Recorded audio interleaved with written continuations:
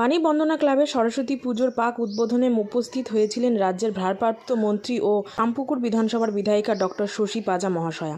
প্রদীপ প্রজ্বলন করে পুজোটির শুভ সূচনা করেন তিনি গত 31 জানুয়ারি। এরই পাশাপাশি বাণী বন্দনা ক্লাবের উদ্যোগে এলাকার মহিলাদের জন্য ছিল প্রায় 150টি প্রেসার কুকার। হেন মহতি উদ্যোগকে উপস্থিত সকলেই সাধুবাদ জানিয়েছেন। 40তম বর্ষ এবার তাদের প্যান্ডেল ও প্রতিমার সকলকেই নজর কেড়েছে। 40 বছর হচ্ছে এটা পুজো, আমাদের অনেক পুরনো পুজো আছে, সে আমরা মায়ের নামেই এটা আমাদের ক্লাব আছে, বাণী বন্দনা ক্লাব, তার নিয়ে অপেক্ষায় আমরা পুজো করি প্রত্যেক বছর। এটা নিয়ে আমার 40 বছর হয়ে গেছে। আমরা অনেক কিছু কালচারাল প্রোগ্রাম করতেই থাকি বছরের মধ্যে, যা কিছু হয়, যখনই যা মানুষের অসুবিধা লাগে সুবিধা লাগে আমরা দিতেই থাকি। যখনই যার দরকার লাগে মানুষে আমাদেরকে যখনই লাগে কে দিতে হবে সেই জায়গায় আমরা গিয়ে উপস্থিত।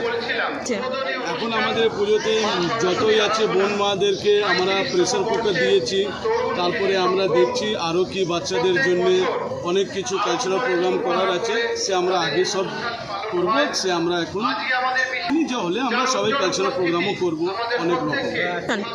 আমার নাম এটা আমরা বিগত বহু বছর ধরে এরকম সামাজিক কাজগুলো আমরা করে যাই। আমরা প্রত্যেকটা সময় আমরা সোশ্যাল ওয়ার্কেই থাকি। আমরা ক্যাম্পেনিং করে দেখেছিলাম যে আমরা এই বছর কী করতে পারি।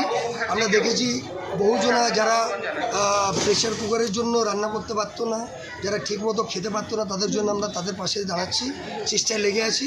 আপনাদের আশীর্বাদে, মায়ের আশীর্বাদে এই আমাদের মেন উদ্দেশ্য। আরে ভাই, স্কুলে যদি ভর্তি করতে পারি, যারা স্কুলে